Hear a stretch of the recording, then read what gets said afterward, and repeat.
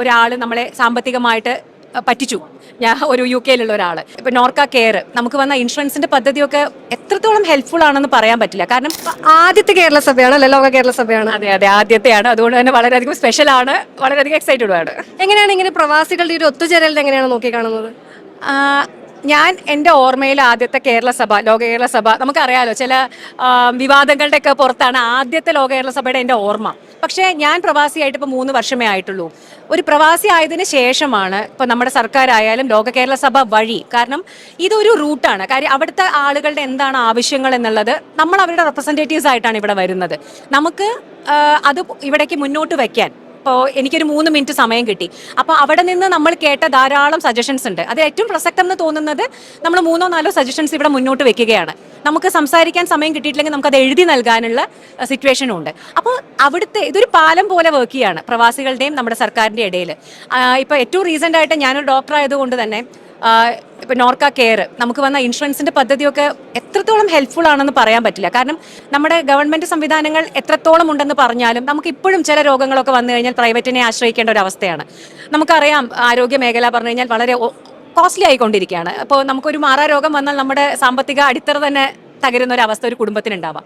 അപ്പോൾ അങ്ങനെ ഒരു സിറ്റുവേഷനിൽ ഇങ്ങനൊരു ഇൻഷുറൻസ് പദ്ധതി എന്നൊക്കെ പറയുന്നത് വളരെ ഹെൽപ്ഫുൾ ആയിട്ട് ഉള്ള ഒരു കാര്യമാണ് പ്രവാസികൾക്ക്. അപ്പോൾ അങ്ങനെയുള്ള ഓരോരോ കാര്യങ്ങളും, ഇപ്പം ഇത് മാത്രമല്ല, പെൻഷൻ പദ്ധതി, ധാരാളം കാര്യങ്ങൾ. അപ്പോൾ ഇനിയും കുറേ കാര്യങ്ങൾ നമുക്ക് ചെയ്യാൻ സാധിക്കും. അപ്പോൾ അതിന് വേണ്ടത് സജഷൻസ് ആണ്. നമുക്ക് കാര്യങ്ങൾ അങ്ങോട്ട് അവതരിപ്പിക്കുക, അത് അവർ എടുത്ത് എന്തൊക്കെ അവർക്ക് പ്രാവർത്തികമാക്കാൻ പറ്റുന്നോ. ഇപ്പോൾ കഴിഞ്ഞ 4ാം ലോക കേരള സഭയുടെ ഇപ്പോൾ മുഖ്യമന്ത്രി പറയുമ്പോഴാണ് 23 സംഭവങ്ങൾ ഉണ്ടായിരുന്നു. 10 എണ്ണം ഓൾറെഡി അവർ ചെയ്തു കഴിഞ്ഞു. 10 എണ്ണത്തോളം ഇപ്പം ചെയ്തുകൊണ്ടിരിക്കുകയാണ്. ചിലത് മാത്രം കൂടുതൽ ഇപ്പോൾ വിദേശകാര്യ മന്ത്രാലയത്തിൻ്റെ ഒക്കെ. അപ്പോൾ ഒന്ന് ആലോചിച്ച് നോക്കിയൊക്കെ, ഒരു 50% കാര്യങ്ങൾ നടന്നു കിട്ടുകയാണ് ഒരു വർഷത്തിൽ. അത് ചെറിയൊരു കാര്യമല്ല. കേരള സർക്കാരിന്റെ പ്രവാസികളോടുള്ള മൊത്തത്തിലുള്ളൊരു ആറ്റിറ്റ്യൂഡ് എങ്ങനെയായിട്ടാണ്? എനിക്ക് വളരെ, ഞാൻ പറഞ്ഞല്ലോ, ഞാനിപ്പോൾ ഒരു റീസെന്റ് പ്രവാസിയാണ്.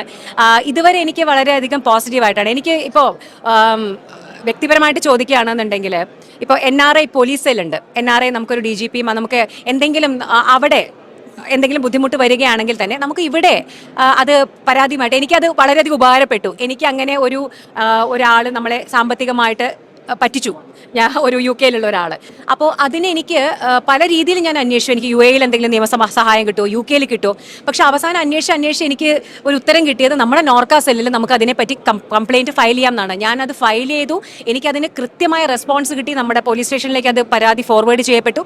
ഇപ്പോൾ അതിൻ്റെ പ്രോപ്പർ ഒരു കോടതി വരെ എത്തി നിൽക്കുകയാണ്.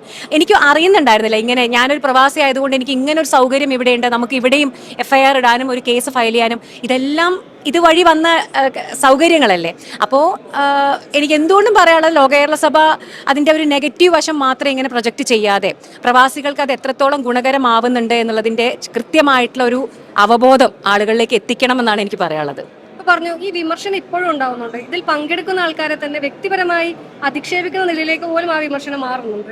എനിക്കിതുവരെ എന്തായാലും ആ ഒരു വഴിക്ക് അധിക്ഷേപം കിട്ടി തുടങ്ങിയിട്ടില്ല. ഞാൻ ഇന്നാണ് പറഞ്ഞത് ഞാൻ ലോക കേരള സഭയിൽ വന്നിട്ടുണ്ടെന്നുള്ളത്. ഇനി കിട്ടുമെന്നും അറിയില്ല. പക്ഷേ അതൊന്നും അധിക്ഷേപം, അതൊക്കെ ഇപ്പോൾ സോഷ്യൽ മീഡിയയുടെ കാലഘട്ടമാണല്ലോ. നമ്മൾ എന്ത് ചെയ്താലും അതിന് 2 അഭിപ്രായങ്ങൾ ഉണ്ടായിരിക്കും.